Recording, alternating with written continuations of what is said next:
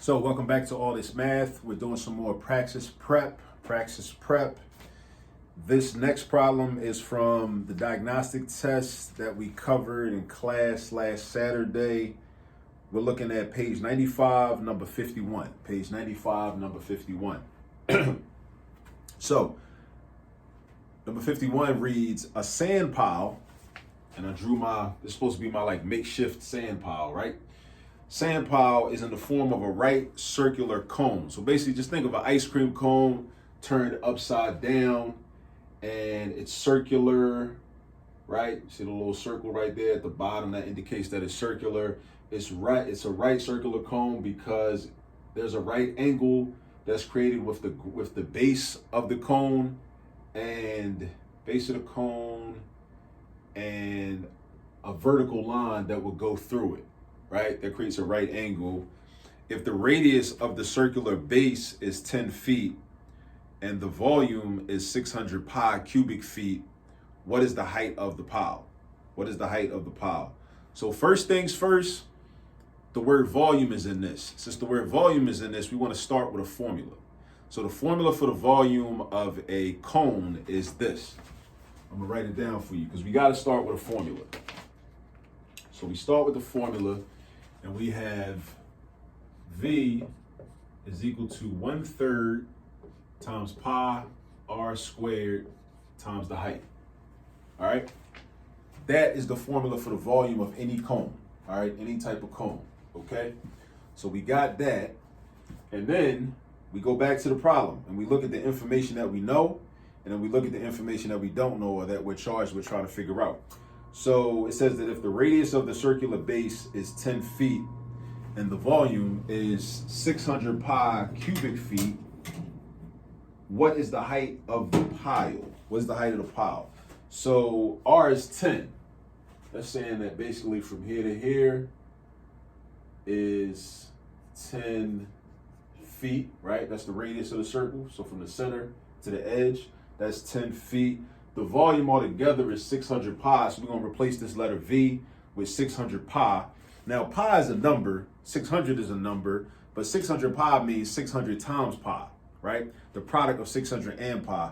In the problem, the creators of this problem just didn't want to convert pi to the number 3.14. That's all. That's the reason that it's 600 pi. So I'm going to replace V with 600 pi. Write my equal sign. Write my 1/3. I'm gonna write pi over here. R, I know what R is. R is 10. So I'm gonna put parentheses, I'm gonna put 10 squared. So I just replace the R with the 10 because the problem says that the radius of the circular base is 10 feet.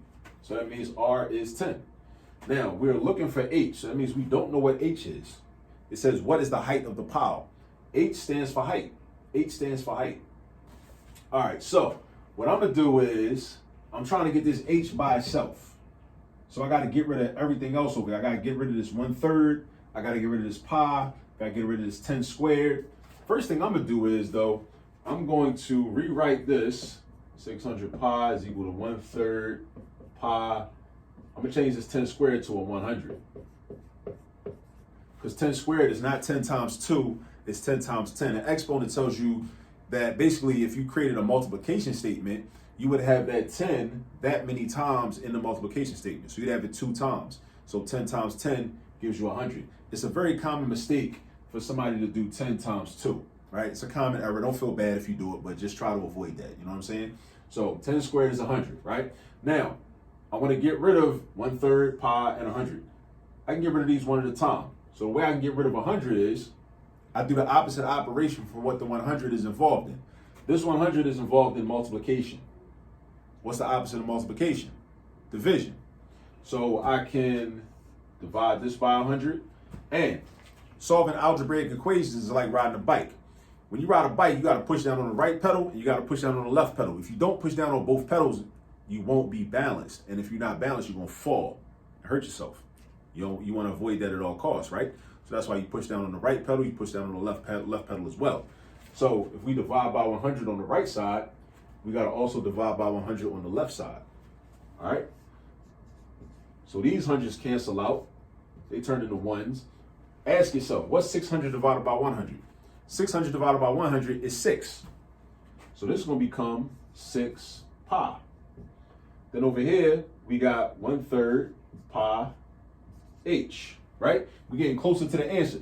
So now, let's say I want to get rid of this pi over here. So again, pi is involved in multiplication. So I'm going to do the opposite of multiplication to get rid of it, right? Divide that by pi. Again, balance, like riding a bike. Push down on the right pedal, you got to push down on the left pedal. If you don't, you're going to fall. You're going to hurt yourself. You want to avoid that. So if I divide by pi on the right, I got to divide by pi on the left. These pi's cancel out, turn into ones. These pi's cancel out, turn into ones. Anytime you divide anything by itself, it's automatically 1. It doesn't matter what the number is. No matter how big, how small, fraction, decimal, radical, it don't matter. If you divide something by the exact same thing, the quotient is always 1. So pi divided by pi is just 1. Just like pi divided by pi is 1. Now you're left with 6 equals 1/3 h. Now I want to get rid of this 1/3.